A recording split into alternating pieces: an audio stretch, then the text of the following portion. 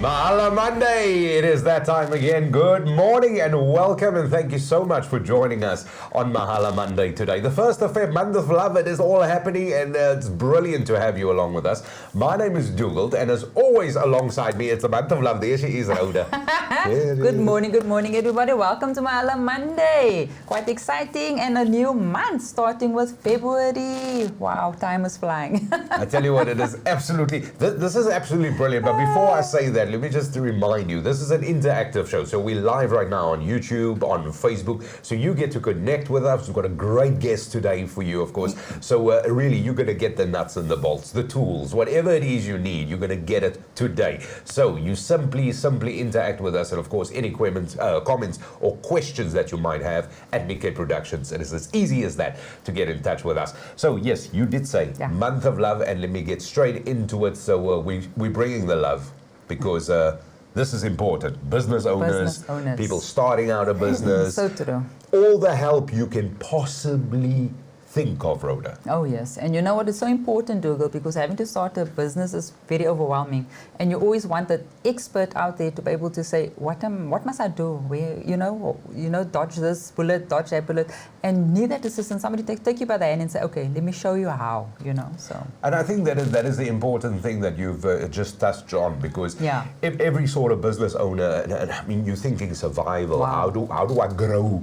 How do I, any entrepreneur, anybody, and right now in the middle of this pandemic, and everybody is sort of sitting waiting. How do you innovate? How do you reinvent? How does the goalpost have shifted? You all know this. Even if, and I want to be clear, this is not just for anybody who's got a business, who's been running a business for X amount of time. And you might be saying to yourself, well, I've been doing this for couple of years, I kind of know what's going. No, the goalposts are always shifting. You always want to grow. There's always something else that and demands of the market is moving. Oh, most definitely, Dougal. It is very challenging out there right now, and a lot of business owners and guys is wanting to start in a position where they've actually lost their jobs. How do I start a business? Because they can't find work, and your difficulty is sometimes your age.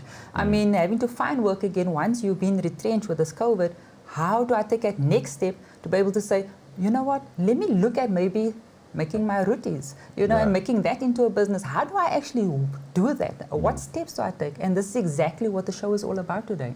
So there you have it. So even if you are a business owner and you've had your business for many a moon, or you are thinking about starting a business, and this is definitely it, because today we're awakening that entrepreneurial spirit, because this is really what we do here at Mahala Monday. We give you all the information you need so you can make informed decisions, and of course get the information at hand, and at least you know where to turn to for advice. So that is what Mahala Monday is all about. And don't forget, of course, it is an interactive show, so we welcome your comments, your questions at Nickay Productions, and of course all those details at the bottom of your screen. So without further ado, this is what we're going to be talking about today. So you want to grow your business, you want to get the freedom to do everything in the business, and of course just make savvy decisions, just be at the cutting edge. Then we've delved around, looked everywhere, and I tell you what, there is no better person and no better people to speak to than the team at Optigrowth. So and that is exactly who we're going to talk to today, because they really specialize in, as Rhoda so eloquently put it, taking you by the hand, going to that next level, and that is what it's all about. So today we're going to be talking to Optigrowth, and joining us from Optigrowth will be Damion Stander, and we talk to him next.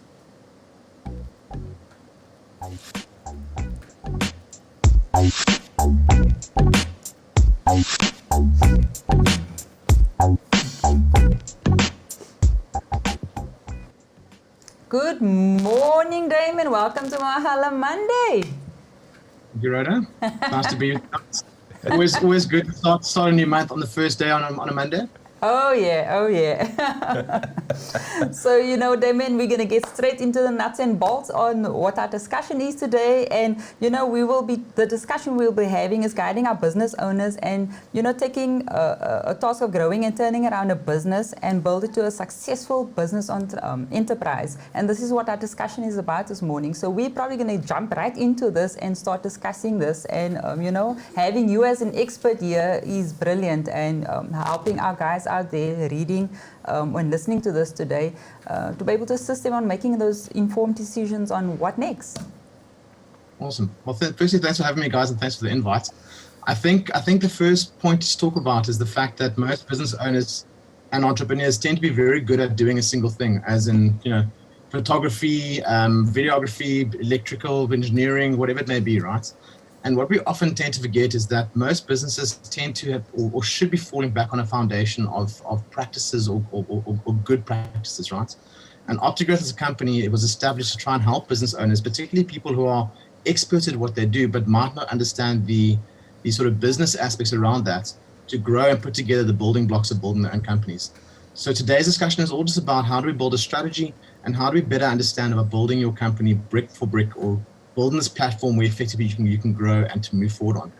And I thought the first place to start off with would be to maybe do a bit of a self-assessment. So most business owners tend to not look at their businesses from a high level perspective. They work very much in their companies. And the first place to look at is what is my business structure currently looking like? Am I sitting in a startup phase where literally it's all about the money in the bank? It's a scratch to survive. It's hard to survive. And it's all about that survival stage. It's all about making that one deal, that second deal, that third deal. Or am I sitting at a point where my business right now can provide me the lifestyle I need? So it's effectively paying for what I need to live. I'm pretty comfortable as a business owner or as an entrepreneur. The business isn't necessarily struggling, but it's not doing too well. But I can deal with it. It's something where I can make the month come through quite easily, and I can make the month work as well. The next stage we look at is genuinely looking at how does a business look at scaling. And when we talk about scaling, we ask the question to any business owner, if I had to give you 5 times more customers or 5 times more revenue, how easily would it be for you to take on that business and to keep that business going quite well, firstly, but secondly, to make it profitable? And you'll be surprised at how many business owners tend to struggle with that question. Many people think if I get 5 times more customers, that'll be great. But sometimes the back end, the sort of value chain that you've got in the backside of your business that supports and develops your products, tends to struggle to accommodate or to adapt to that. Right? If your business can't do that, then you're more than likely sitting in that lifestyle phase where you can make it work when it happens, but you can't quickly adapt, quickly move. So when we talk about scalability, we want to be able to adapt fast and move fast to any changes in our business that may have. It's effectively like a little building block. You plug the one puzzle in, you plug the other one out, so you take it off and you move it out. And then what Optigrowth really sort of buys into, and what we want all business owners to think about, is how do we make your company sellable? And when we talk about sellability, it doesn't necessarily mean that we want to talk about selling your company, but what sellability does is it gives you the freedom to choose where you want to go to and what you want to do. And Dougal, we spoke a bit off air about people wanting to not move away or have their business die when they sort of pass on, or they move on, or they stop working. Now, when you look at your company as being sellable, there are a few options that open up to you. Firstly, I can sell my shares. So if I've been working in my business for 30, 40, 50 years, I can build my retirement, I can get some money out of my company, and all that hard work and effort and investment I've done, I can sell through. I can hand the business over to the next generation of either managers or even family if they want to take over. Or I can sit back as a chairman of the board, or I can sit back as just somebody who runs the company but doesn't have to do the physical hard graft and labor and make an income defining the strategies and working the strategies for it. Right? That's where we as Optigrowth start pushing our customers to. How do we start thinking bigger scale than just thinking about having the lifestyle business ourselves? And I quite like that, Damion, as well, because you're talking about capital and really the business sort of being independent from a person running it. Now, obviously, looking at the last couple of months, the last year or so, the pandemic has definitely thrown in some interesting challenges, of course, for this. Now, if we just sort of phase out and we look across the board in terms of where businesses are, and if you could tell us and sort of define a business strategy, what is that? What is the business strategy? Is that just meeting as things come your way? Also a business plan and a business model, because these are things we hear all the time. It's a good question. So a business strategy looks at effectively what are the stepping stones you take now to grow a business in the next period. That period can be a year, it can be 3 years, it can be 5 years, it can be 10 years, even depending on how mature your company is, right? So a business strategy will literally look at the little plans I've got to put in place, the little targets or KPIs, the key performance indicators I need to put in place to achieve a goal. A business plan takes your business profile effectively. So what do we do? Where do you want to go? What do I want to achieve? and it shares that open to a public forum or to a stakeholder forum, people who may be interested in what the grand scheme of the business may be. So it's not necessarily a detailed plan of how the business will get there, but it effectively shows people what the business does and where the vision of the company is going to. Okay. Very good document that for selling or getting funding, getting investments, selling shares potentially, or just using it as a profile for suppliers or customers to understand what you do as a company. The last one of a business model talks to what are the fundamental blocks in my company that I need to make sure work to deliver the best possible service or product to my customer. And that can be things like understanding who your customer is firstly, how do I build a relationship with my customers, what is my value proposition from a good marketing term. It can be something like, what are my costs, my revenue structures? So it's all these the building blocks of what your company is effectively in that business model discussion. So 3 very similar things, but very different things effectively if you want to put them together and plan for them. Yeah, and just chatting on that one, Damion, because having to start off when we had started our business, I found it extremely frustrating and quite overwhelming whenever they spoke about business plans. You know, there was always, you must have a business plan, you must have a business plan. And I mean, when I look at some business plans, these documents look like a lawyer's document trying to figure out the nitty-gritty and the small things about it. And, you know, it was like, when I started years ago, it was, you need to have a business plan. And now looking at these different ones, which is your business strategy, and you've got business models, obviously at this point, having to start a business, you would advise to actually look at these 3 options, and all 3 options would work if you're wanting to start your own business, either wanting or talking about, you know, business plans. Am I correct? 100%. So, look, I think it's always a question of what is the purpose you're trying to serve. Are you trying to go out and find funding or trying to motivate somebody to look at your business? And then a business plan is a good way of demonstrating what your business can do. When you look at a strategy document or a strategy or a strat plan, for example, that's an interactive or a constantly reviewed documentation. It shouldn't be looked at just once. A business plan or business profile is effectively a once-off document because every iteration of that would, I'm assuming, and should change as the business grows in its lifespan. Yeah. So it's unfortunately one of the things you need to understand the purpose of what you're doing and why you're doing it, and then work towards that purpose. Oh, perfect. So if anyone's starting a company, the first thing I would do, if you're not looking for funding, is to look at your business model and to understand how am I going to deliver to my customer, right? Because that's important. If I don't know what my customer wants, I don't know how to deliver to that, then what's the point of starting the company? Yeah. So true. You've actually just answered the question I wanted to ask you, because even if you were a startup looking at a strategy, apart from having your business model and all of that, but looking at a strategy would be cardinal. It would be important. It doesn't matter if your business is 20 years old or whether your business is still just in your head and you're looking to start it next week or you started it last month, but having that would be very, very important from the get-go. 100%. And I'll say it a bit later, but I'll say it now quickly. If you don't sell, you die, unfortunately, right? So if you don't know how to satisfy your customer needs, if you can't produce enough for what your customers want, unfortunately, your business is doomed to fail. Yeah. So again, if you're starting and you don't have a requirement of building or trying to get funding or trying to get people and investors in, then my first point of call will be a business model. Have a look at what you do and how you do it, and make sure it serves your customer best. And then a strategy document, and then a profile can be built afterwards. Perfect. And you know what? Right. This is exactly what Optigrowth is all about. And you know, and I would advise anybody out there wanting more information, get in contact with Optigrowth. And these questions are so important, and this is exactly information we need. And you know, just having to look at Optigrowth, they will be able to assist you with these difficult questions, because having to actually figure out the differences between these 3 is actually very important. Instead of spending all that time actually trying to do a business plan, in actual fact, that's not what you wanted, you know. So very important. No, it is very important. And Damion, just looking at those stages of business in terms of startup, lifestyle, scalable, and having reaching the level of sellability, any business that would turn to Optigrowth, because these are the things you do. It doesn't matter which phase that business is in. Oh yeah. I mean, it's not like if you already at the sellable bit that Optigrowth can't get involved or people can't turn to you for help and advice. Any business, doesn't matter where you are, whether you're a startup or an established business. I mean, there's definitely no, you know what I mean? New tricks, dog, we all know the saying. So just to be clear, you can really come to the fore and to the aid of any business, any enterprise at any stage.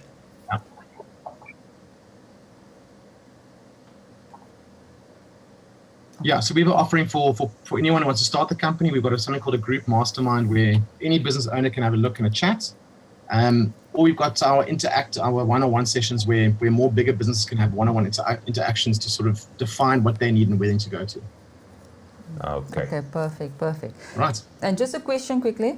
A business basically having no financial history, and how do you overcome the hardship of trying to put together a forecast? And I mean, this is something that's to get discussed quite a lot, a forecast. And guys, not weather forecast, it's actually your business forecast.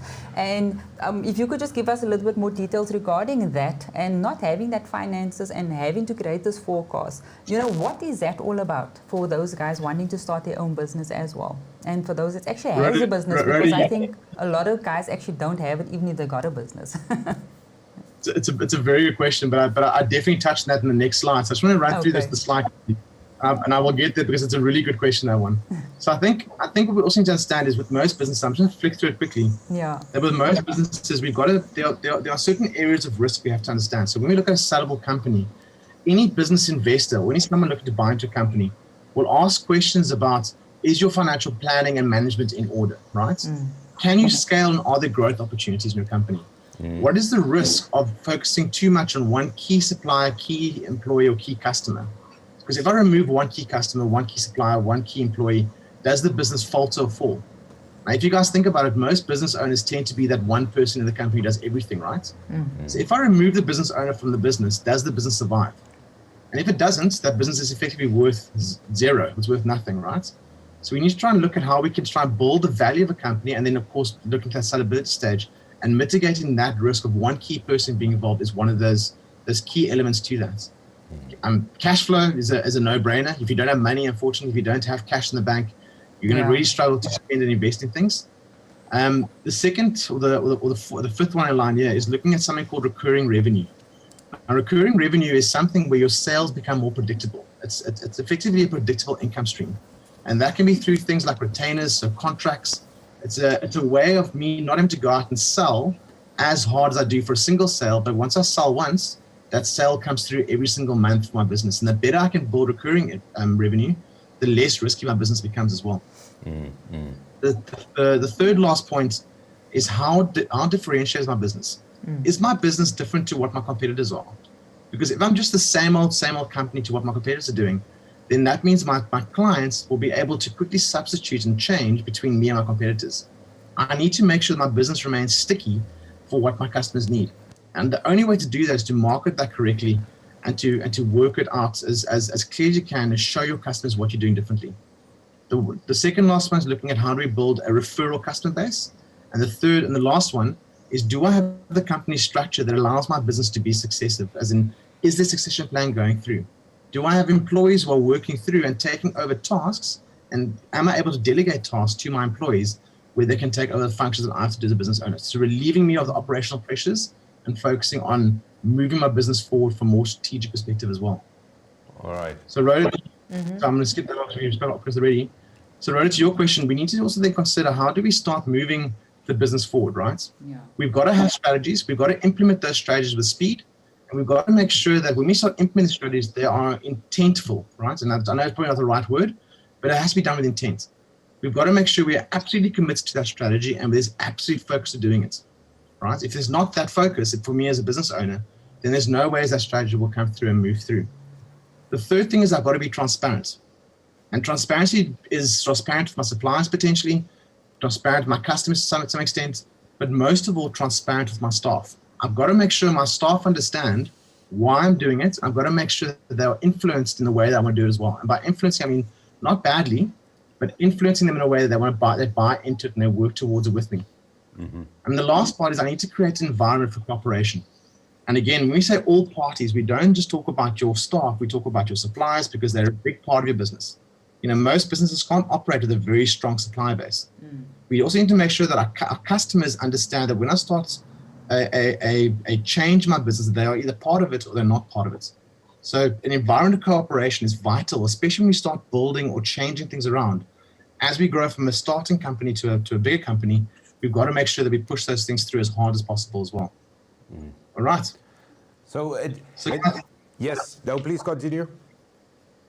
So what we also have to do, COVID-19 has put us into a very difficult spot as a business, right? So we have to understand that, unfortunately, most of us tend to want to move back and to protect what we've got right now. That protection strategy tends to be very dangerous, because if we can't protect it, if we're not looking at moving forward or adapting to these changes, the chances are the business will tend to crumble. Because if I can't protect what I've got now, I've got nothing to fall back on. Yeah. So with COVID-19 and with the way that the world is rapidly changing, I mean, I'm assuming that we would have done this face-to-face if it wasn't for COVID, right? Yeah. So really the change in technology and the way we do things is important. So adaptation is the key to any success. And if I talk about adaptation, at Optigrowth, we don't proclaim to be the experts at everything. I mean, there's no ways we can do that. What we are good at and what we are experts in is how to structure companies and how to build businesses. But what we expect is the business owner who is the expert at their particular item has to be innovative, has to be able to see things differently, and then use the structures that we build with them to adapt and change what they're doing. Yeah. Because there's a couple of things I want to ask you, Damion. Sorry, if you just give me a quick moment. So obviously joining us this morning, as you know, this is an interactive show. So firstly, just greetings, Abigail Titus. Thanks you for tuning in. Thank you for watching. And yes, definitely very, very informative. Then I've also got a question for you from Heng, one of our viewers who's coming in, and says, Damion, morning, can you please explain, or can we why is it so important to do a benchmark for your business and what exactly it entails? And I want to put that question in there. I know you're sort of mid-sentence, but I want to put that question in there for you right now. And then on the back of that, also you spoke about differentiation and just a short moment ago.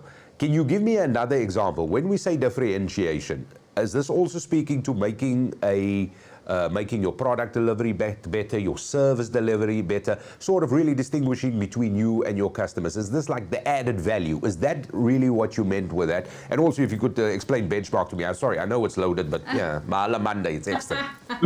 Listen. The fact is, no business discussion if it's not randomized and completely all over the place is worth having if someone isn't intending to make it look good, right?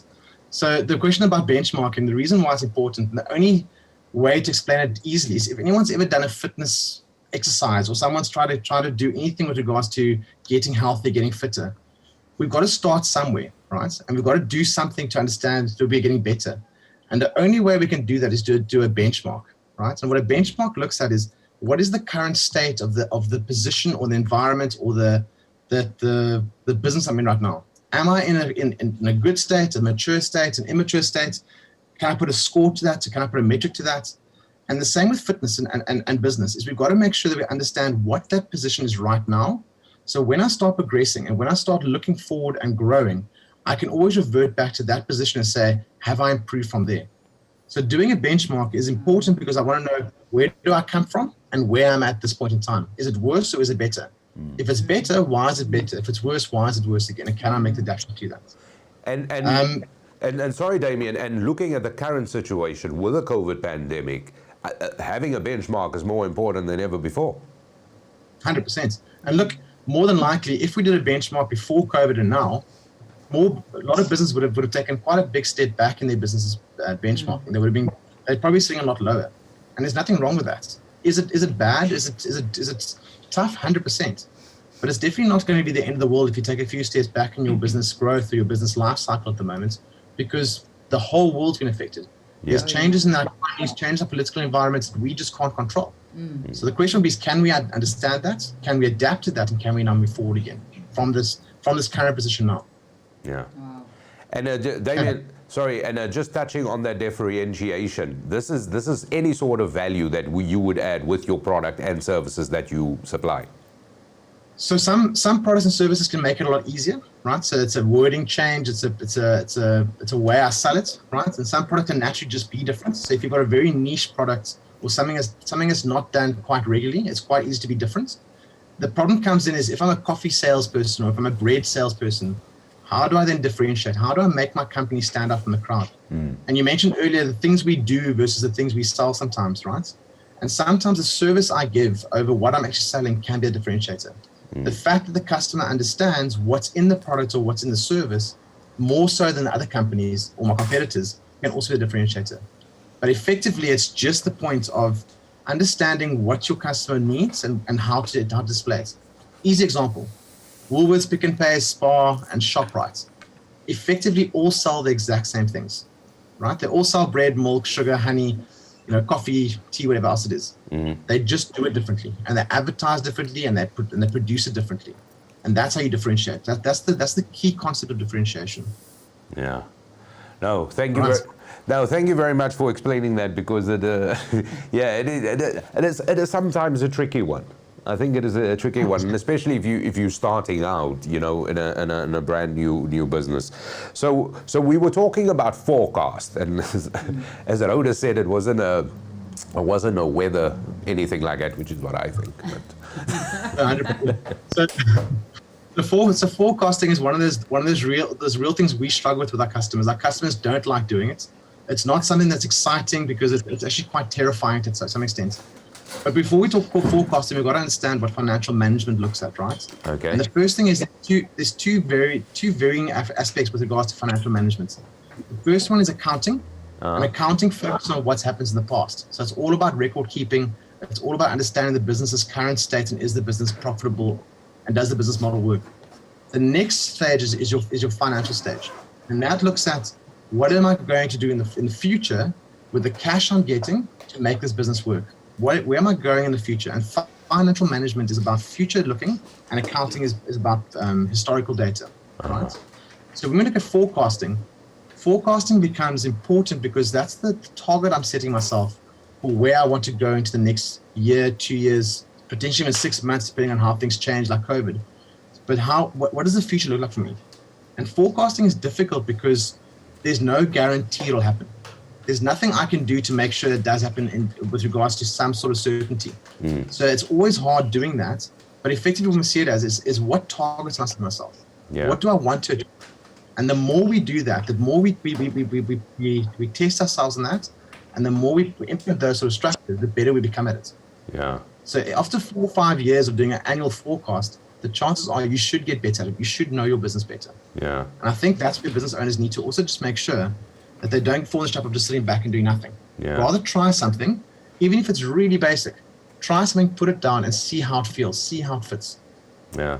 And Damion, if I may add my 2 cents, because it makes your business agile. Because like you said, it is so difficult to say what if we only all had a crystal ball. But it makes your business agile by just doing that, so you can quicker adapt, which is really the essence of any business.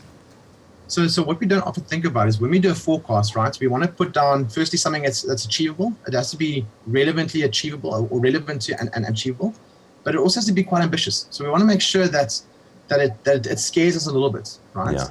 Because when I make that revenue, when I start pushing that revenue through, the next question that comes in, I'm going to go on to the next slide anyway. The next question that comes into that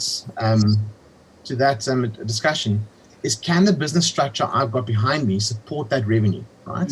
So when I look at building my company organogram, I've got to understand, do the various functions in the business, and remember that's what an organogram does effectively. It puts together the functions that a business will deliver. Things like business development, things like financial management or your finance department, things like your production teams. What are the key functions of the business I've got to put together? And can those key functions deliver with the revenue I'm forecasting, right? Another thing that organogram does quite nicely for us is it starts building the different roles and positions within the company as divisional structures, the departmental structures, and maybe even business units. When we've got those areas defined, the big part then is, can I understand who fulfills those roles in my company? But secondly, can I put down metrics or KPIs, so key performance indicators of what those people must do? And a very basic key performance indicator, as an example, is a salesperson. If I've done my forecast, and if I've put together a forecast that is achievable, there's a very good chance that I can tell my salesperson, this is your monthly target to go out and chase. Go out, find this business, find this work, and bring it back to the company. And if you do well, here's commission, here's a reward, here's a bonus, here's a promotion, whatever it may be. Yeah. Okay. I like that. Damion, I want to move on because with COVID-19, things have have really gone. Normal is there and abnormal is here, and it's all sideways. So at the moment we're north, south, east, west, and a lot of us, and when I say us, I mean business owners or even startup businesses, everybody is sort of waiting for when things go normal. You know, they sort of looking from out of the tree, looking down. I mean, and in essence, we want to know how important is to cutting edge. And what you've been explaining is that tools. But now all of a sudden, there's a human element we're dealing with as well. A lot of businesses, and I'm asking this to purely just as what the situation is. A lot of businesses have either let go of their staff complement, and as a business owner, you might think to yourself, how do I help somebody? Not all of us maybe have a bit of money to give, but maybe you in a position where you have a business, you could maybe provide work, employment for, let's say, a family, a friend, or anything like that, because people are trying to help out. Now, there's already a relationship. How difficult is that? Is that something we can advise to or not give advice to? How do you approach that? So, and the answer is with difficulty, right? It's very difficult to work with friends, families, and you know, people you know. Yeah. It becomes a challenge because the emotional side of it can sometimes overtake the logical side of it. So the only way, and through experience of our own, through Optigrowth and other companies we've worked with, the only way is to make sure you put down the structure of how that person works within your organization. You never build a company around your people. You never build a company around the people. The people become part of the company. So if that structure is set up and if that structure is defined in your company, any person coming in, whether it's a family member, a friend, has to fulfill a certain role, and that role can be measured for performance criteria, but also how they then deliver to what the company needs are. And that tends to clear out quite a bit of the frustration or the emotional side of the business aspect as well. Yeah. No, and I suppose that is really it. So, are you saying in a way it's almost fit for purpose? Is that what we say? Just repeat again. As in a way, it's almost like you were saying the employee or the person involved is almost fit for purpose, and whatever the structure is, that is really the essence. 100%. So I mean, I don't know if you guys have any experience in it, but very often somebody comes to ask for work or ask for opportunity, and we tend to want to do nice. So we make a plan for them, right? We make a position up for them. Yeah. Right. Yeah. What we do is we need to be very clear of the fact that there's a position available, and that person fits that position or they don't fit that position. Yeah. And if they can't fit that position, then unfortunately we have to decide either they don't come in the company or they've got to skill up, train up to get ready for that position as well. Yeah. And it's very difficult. Yeah, I was going to say now, and having to basically obviously run a business, having family at the end of the day, you have to obviously also be wary of the fact that you are running a business, and if that person can, like you say, fit that position and actually can do that job, that's very important, because it could also then eventually drag your business even further down if you're actually thinking family but you're not thinking business either. So it's having to juggle between family and business, really. It's difficult. You know what, and the reason we're bringing it up, because it's a very important thing. It is a very South African thing. It is, we take each other by the hand.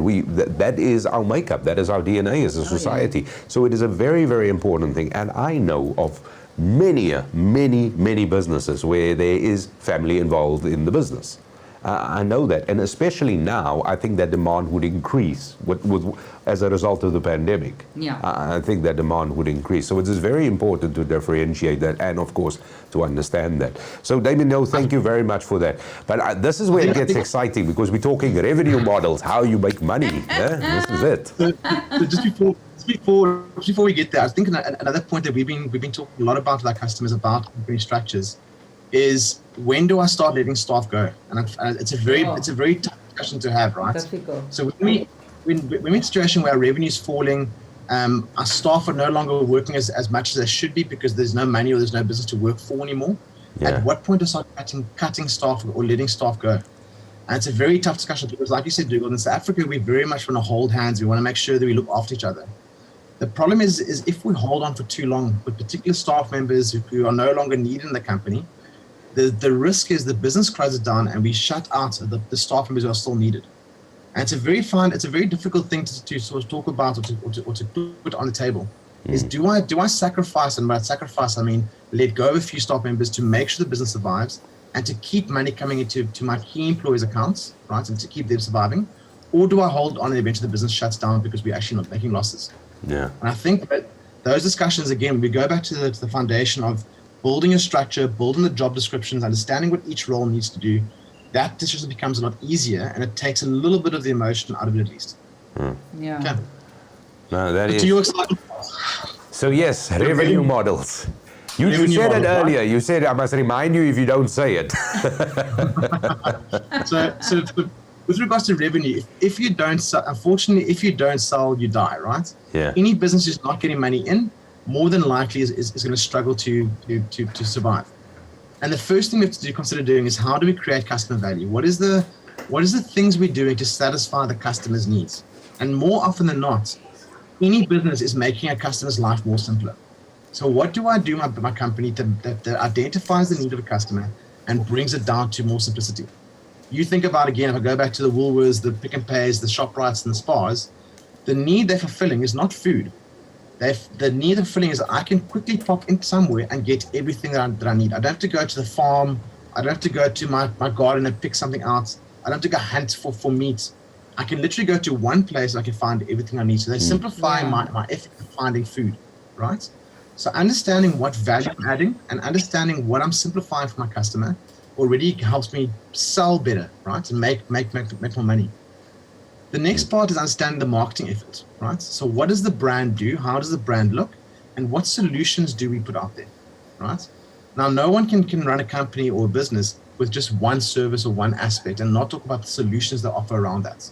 So again, yes, Pick and Pay, Woolworths, ShopRite, Spar, they do sell singular items, but the solution they offer us and the simplicity they make it is I can go to one place and find all the food I need, right? Again, primal days, going back and hunting and gathering, that kind of stuff, they've taken away the need to do that, and I can go find it all in one spot. Yeah. And they advertise it as such, your one-stop shop to food or whatever it is. Yeah. Right? The next part is understanding how do I sell? How do I reach my customer? Is it an online effort or is it an offline effort? Right? Now, when we talk recurring revenue models, recurring revenue talks about predictable income. Can I build a model or can I build a situation where my customer can buy from me continuously with ease? Right? Yeah. So as an example, with Optigrowth, we don't do once-off retainers or once-off workshops generally. What we do is we do a 12-month engagement, we sign a contract with a 12-month agreement in place, and we work for 12 months with a customer. What that means for us is that we don't have to go out firstly and sell to every single customer every single month, because once they've signed up with us, they then sit with us for 12 months at the very least. Obviously, the idea would be to go a bit longer, but once I've sold to that one customer, I don't have to worry about selling again. So my sales effort becomes easier, and I can move on to the next customer and close that deal as well. Yeah. And, Right. and Damion, sorry. Yes? No, continue, please. So look, the question now becomes, during the pandemic, selling becomes a lot more difficult, right? So no one's got money to spend. Everyone's holding on very tight to the cash they do have. And the question will always be is how do I then get more sales? What do I do to make my business grow again? And then you look at things like pricing and how does the market shift and what more can I offer? And generally what companies must do is to move back to what are they good at? How do I stabilize my foundations again? And how do I then build from there? Once I get out of the little dip, how do I build from there again? Now, is that a good thing? Because I suppose it's a yes or no answer because the world has moved on. If you go back to your foundations and you maybe not evolving as you know, you're not on the edge anymore. You're not being as innovative. If you go back, because the world could have moved on. Well, look, sometimes logging around what you're good at and because remember a lot of us as business owners tend to go out and try and do multiple things to get money in. Right? We tend to focus on trying to. If I'm a plumber and I start doing a bit of construction work, I start doing a bit of extra work around the side as well. Sometimes that extra work takes away the focus of what I'm fundamentally good at.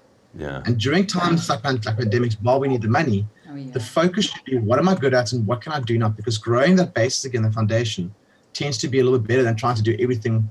Because when we get out of this, the trouble we're in, now you recognize the jack of all trade, not the master of one. Yeah. And that's So true. I suppose. I think a very good question to ask, and having to be in the business as well. And this is what all of us are sitting with right now as business owners.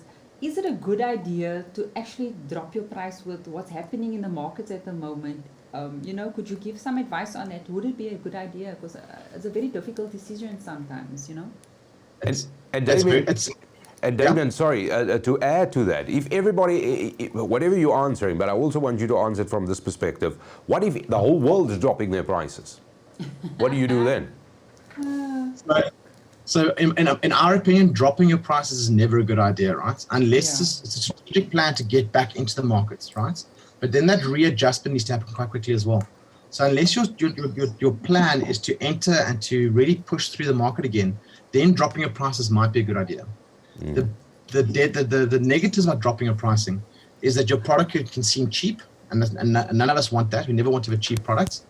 The worst problem with dropping your prices is you're dropping your margins, right? You're dropping the profit you're making per sale. And what then starts to happen is it starts to become a bit of a longevity war, right? Yeah.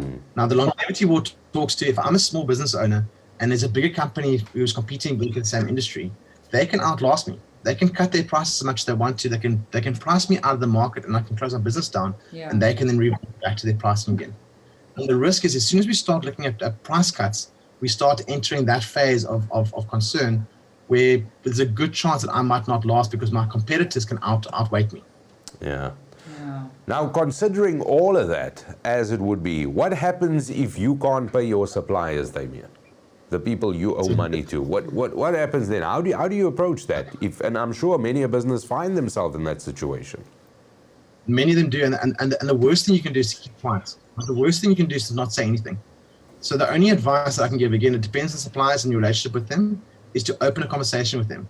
Everyone knows everyone's struggling. There's no doubt that the COVID-19 pandemic has hit everyone to some extent quite hard. So if you can't pay your suppliers, the question will be how do we then advise our suppliers, and can we then make a plan to try and pay them back or to get that money moving forward again? And that'll be the big question. You remember, I think in the third or fourth slide, there was a point there about transparency. Yes. Transparency right now is vital because we have to try and make sure that people understand we're not running away from it. We're still here, we're still fighting. It's just going to take a bit of time. Yeah. And it is having that communication open. It is having that sort of relationship, which is really the essence. Now, quickly, if I could just ask you, if we look at the slide that we have up on the screen now, so right opposite marketing, it says brand and solutions.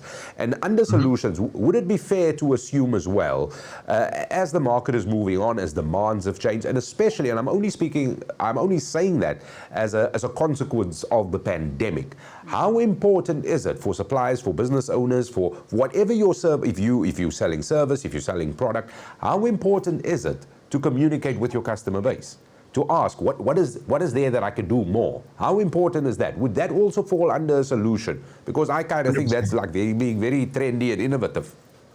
100%. So one thing we learned, and for both for ourselves and for our customers, is during a time like a pandemic now, your customer base is king. The current customers you have, and if you can hold on to your current customers, you can at least see through the tough times now. The open communication, what more can we do? What more do you need? Is there potentially a value add that I can offer, right? So value add being, you guys as Mahala Mondays are offering a value add. This is a free service for anybody who wants to dial in, right? Yes, there's background, there's a way you're making your money, and there's a way you're going to try and build this business model. But the value add is that people have access to content and information that they can't get elsewhere right now, right? Yeah. And the whole point is, I might not necessarily offer more as a deliverable, but what I can do is offer better value adds. And that solution may just tie me up a little bit tighter. And when we start growing again, may just be a bit of an upsell going forward as well. Yeah. Okay. Now, very important. I got to be honest with you. We would be able to talk to you for a whole week, non-stop, because this is really exciting stuff. And you know what? We always say this, but this is and you've echoed a sentiment. So thank you very much for that, because this is exactly what we do. This is exactly what Mahala Monday is all about. So you get to profile a business or any sort of institution, and it is really getting people access to that information. That is it in a nutshell. And Damion, so far it's been really a thrill talking to you. But I've got a question for you on marketing, and then I've got a sort of a summary question. And what I want to know, how important is it for you to do marketing and to constantly be active at it? I think if you don't market, you're in big trouble. Marketing is vital, right? So what marketing does, and I think cash flow is cash flow is quite an important one, but we can skip over quickly. I think marketing is one of those things of if we don't understand what marketing, the outcomes of marketing are, we're in big trouble, right? So marketing tends to look at how many leads can I generate. So it's not about selling, and everyone thinks that if I market, I must get immediate sales back. But marketing is about generating leads, making sure I've got people I can talk to. So we've got to make sure that the audience I'm talking to is available, and that's what marketing generates. Marketing builds that audience, and then hopefully from that audience, the conversion into sales may happen. Now consider this: if I don't have an audience to talk to and my sales dries up, what do I do then? Right? So when you ask how important marketing is, if I don't have a pool of people I can talk to, whether they are customers or not, or suppliers or not, if I don't talk to people and show them what I'm doing or advertise what I'm doing, my sales will start drying up pretty quickly. Yeah. And Dougal, to your question earlier, differentiation effectively, if we look at the olden days, differentiation is effectively a moat around your business, right? Now, what a moat is, back in the days when you protect your castle, you had a body of water lying around a castle, right? The deeper and wider your moat, the less chance you had of intruders coming in and stealing your stuff or rampaging your castle. Yeah. Marketing does that for you. Marketing puts that divide between you and your competitors. It makes it very difficult for your customers to go and to want to move across to somebody else. And it also makes it very difficult for competitors to go and poach your customers because they can't show what they're doing as well as you can. Yeah. And once customers know what you're doing and they can understand what you're doing, the chances are they'll remain with you for a lot longer as well. So the consistency in marketing becomes vitally important. Every single week or every single period, you've got to have a plan of how often you are interacting with your database of people. I love that. I love that. It is. Oh, Damion, I think we could probably chat about this whole day, and I mean, I know you're very passionate about it, and it comes through definitely, and having to deal with Optigrowth as as business partners as well, that I've experienced as well. It is extremely exciting, and we can actually talk about this all day. Is there any final thoughts? And I think we've come to the point where we have to kind of do a finish up now. And is there any final thoughts from your side, Damion? Definitely. So there's two things. I can talk about this for days on end if I wanted to. And again, if anybody wants to get hold of Optigrowth and just sort of have a quick chat, maybe do a benchmark of what their business currently looks like, you're welcome to call us. The final thought from our side would be, the biggest worry everyone has is starting something, right? And particularly when it comes to business, there are thousands of methodologies of how to do things, right? You can find books and case studies and how-to journals everywhere. The only way to actually get going is to start. Don't worry about being absolutely perfect. Don't worry about doing it absolutely right. Just take the first step. If you worry about forecasts, just put some numbers down on a page and make that your target. If it doesn't work out, you've learned a lesson at least, right? If you don't know how to market, start by just sending out a mailer.